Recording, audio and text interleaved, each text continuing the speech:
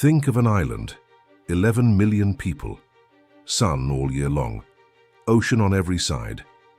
Now think of the richest and most militarily powerful country in human history. Think of its aircraft carriers, its sanctions, its CIA, its presidents across more than 7 decades. That country tried everything: invasion, embargo, negotiation, more embargo, and the island is still standing. But still standing doesn't mean doing well. It means 11 million people wake up every day inside a crisis that didn't start yesterday and that nobody seems able to finish. How did such a small island become the most persistent problem of the world's greatest power? That's the question no headline answers properly, and it's exactly what we're going to find out today. Before any history, any geopolitics, any speech, there's breakfast. In Cuba, breakfast doesn't start in the refrigerator. It starts with a document. That document is called the libreta. It has existed since the 1960s, and it decides before you even wake up what you're allowed to buy that month. It's not a suggestion, it's a hard limit. Go past that limit and you head to the state market, where prices are set for a salary nobody actually takes home. A Cuban worker on minimum wage spends more than half of it just to put basic protein and carbs on the table, before paying for water, before paying for electricity, before paying for anything that isn't food. And when the rent bill shows up, a simple 1-bedroom apartment can cost the equivalent of 3 full minimum wages. The math simply doesn't work anymore. You don't solve that with better budgeting. You solve it by squeezing more people under one roof and splitting what can't really be split. And on top of all that, there's the electricity. Or rather, the lack of it. Blackouts in Cuba can last between 12 and 20 hours a day, not during storms, on regular days, work days, school days. This isn't the portrait of a crisis that showed up overnight. It's the portrait of a system that has been breaking down, layer by layer, decision by decision, across decades. To understand why it got here, we need to understand what came before. In 1898, Cuba wasn't an American problem. It was an opportunity. The island was fighting for independence from Spain. The United States entered the war on the side of the Cubans and came out of it with something neither side had openly negotiated: total influence over what would come next.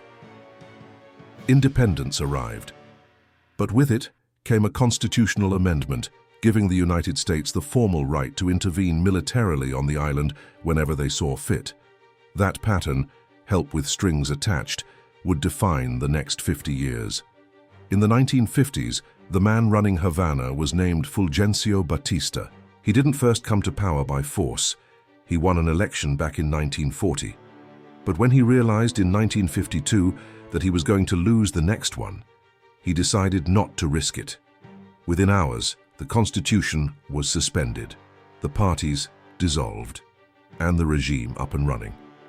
Washington didn't push back. Batista was anti-communist. In the Cold War playbook, that was enough. But what Washington called stability, Cubans called something else entirely. 7 out of every 10 acres of farmland belonged to foreigners. American organized crime ran casinos and hotels with official backing. It was in that setting that a 32-year-old lawyer started drawing crowds. At the turn of 1958 into 1959, after years of guerrilla warfare, the revolution won. Batista slipped out in the early hours of December 31st, taking part of the public treasury with him. The new government inherited an island with no financial reserves and a deep historical debt to its own people. In the first months, Fidel went to Washington. He wanted a meeting with President Eisenhower. Eisenhower went to play golf. It was Vice President Nixon who sat down with Castro, and the conversation went nowhere. When Cuba started reforming land ownership, returning it to farmers and pulling it away from foreign companies, Washington hardened its stance. American refineries refused to process Soviet oil. Castro took control of the refineries. The US cut sugar purchases. Cuba nationalized American companies. Both countries cut diplomatic ties. Every move triggered a countermove. Every countermove triggered another. In April 1961, the CIA sent roughly 1,400 trained Cuban exiles to the Bay of Pigs to bring down the regime. The operation had been planned for months. It lasted 3 days, and it ended with the invaders captured. The military loss became a political win for Fidel. The resistance story, a small people standing up to a large empire, gained real staying power. And it was right then that he made his public announcement. Cuba would be a Marxist-Leninist state. There's something here that most analyses blow past too quickly. Cuban communism wasn't put in place by foreign tanks. It grew from within, from an island that had spent decades watching its land and its politics be run by outsiders. That doesn't excuse the authoritarianism that followed, but it goes a long way toward explaining why the Cuban regime outlasted virtually every other communist government on the planet. With Soviet support, the island built real capabilities. It trained doctors at a scale way out of proportion to its size. It brought literacy to nearly its entire population. But in 1991, the partner bankrolling all of that collapsed. Cuba's economy lost more than 80% of its foreign trade in under 2 years. Blackouts stretched past 16 hours a day. The government called that period the special period in time of peace, a polished way of describing hunger. Everyone figured the regime was finished. It wasn't. The next lifeline came from the south. Hugo Chavez took power in Venezuela in the late 1990s with a worldview that made Cuba a natural partner. The deal was straightforward: Venezuelan oil in exchange for Cuban doctors. At its peak, 100,000 barrels of oil arrived on the island every single day. Cuba even sold part of that volume to other countries at market price, pulling in dollars even under the American embargo. But before we move forward, there's something about the American embargo that needs to be understood on its own terms. In 1962, at the height of the Cold War, the Soviet Union installed nuclear missiles in Cuba. The island sits less than 150 kilometers from the American coast. Fidel Castro agreed to host weapons pointed directly at the United States. What followed were 13 days when the world came closer to nuclear war than at any point before or since. The crisis was resolved through back-channel diplomacy. The missiles came out, but the distrust between the two countries became built into the system, and the embargo, which already existed, took on a weight that goes well beyond ideological rivalry. Decades later, in 2008, Fidel Castro, who had been in power for nearly 50 years, handed things over to his brother Raúl due to health problems. Fidel died in 2016 at 90 years old. Raúl was a pragmatist. Under his watch, Cubans were allowed to buy cell phones and real estate, things that had been off limits before. And it was during his time that Barack Obama made a historic push to reset relations with the island. Embassies reopened. Restrictions were eased. It felt like the start of something new. But in 2018, Raúl handed the presidency to Miguel Díaz-Canel, a party technocrat, no Castro surname, none of the revolutionary mystique. And when Donald Trump returned to the White House, he unwound most of what Obama had built. Sanctions came back. Pressure went up. The new Cuban government inherited a crisis it hadn't created and didn't know how to get out of. The 2020 pandemic wiped out tourism, which had become one of the island's only real sources of hard currency. Blackouts came roaring back.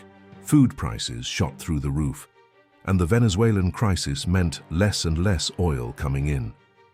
Cuba lost one after another nearly every external support it had left. The aging, unmaintained transmission towers started failing more and more often, and blackouts that were already long became almost non-stop. In July 2021, something unprecedented happened. Cubans took to the streets in dozens of cities simultaneously. It wasn't an organized protest, it was a collective cry from those who couldn't take it anymore. The regime responded with arrests. More than 700 people detained. Prison sentences of decades for acts that in any democracy would be protected as a fundamental right. And then came the largest population displacement in the island's recent history. Between 2020 and 2025, an estimated 2 million Cubans left the country. Nearly 1 in 5 inhabitants. They weren't fleeing an ideology, they were fleeing physical darkness, the concrete impossibility of building anything in that place. The geopolitics of the Western Hemisphere shifted abruptly at the start of 2026. American military forces captured Nicolas Maduro. The Navy blockaded Venezuelan ports.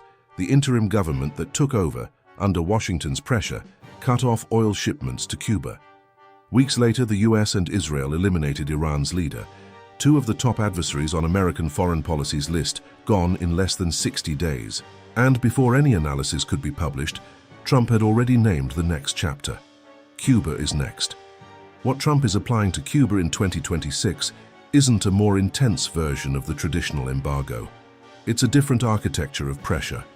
First, he pressured partner countries to cancel contracts with Cuban doctors, cutting a revenue source the regime used to keep the state apparatus running. Then, with Maduro out of the picture, he demanded the Venezuelan interim government end any fuel supply to the island. Next, he signaled tariffs on any other nation that tried to fill the vacuum left by Venezuela. The stated objective is to make the regime economically pressured enough to force a negotiation on American terms. The regime responded with calculated concessions. It released more than 2,000 political prisoners, opened space for Cubans abroad to invest on the island, signaled willingness to talk. But here is the knot that no surface-level deal unties. Miguel Díaz-Canel is Cuba's official president, but within the Cuban system, the presidency is not the real center of power.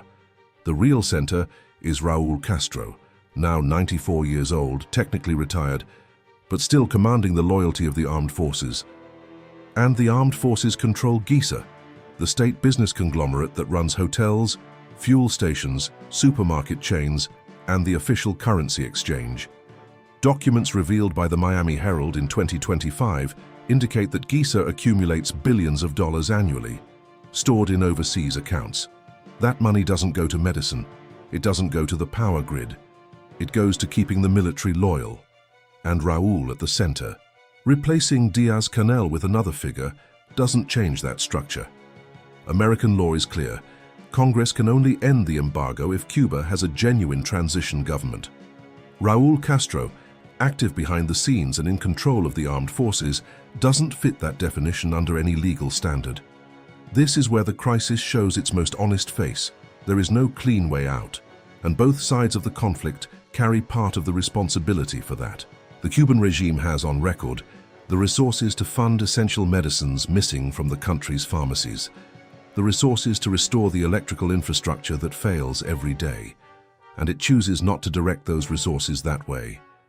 A US military intervention in Cuba would create a vacuum that no organized Cuban opposition is currently positioned to fill.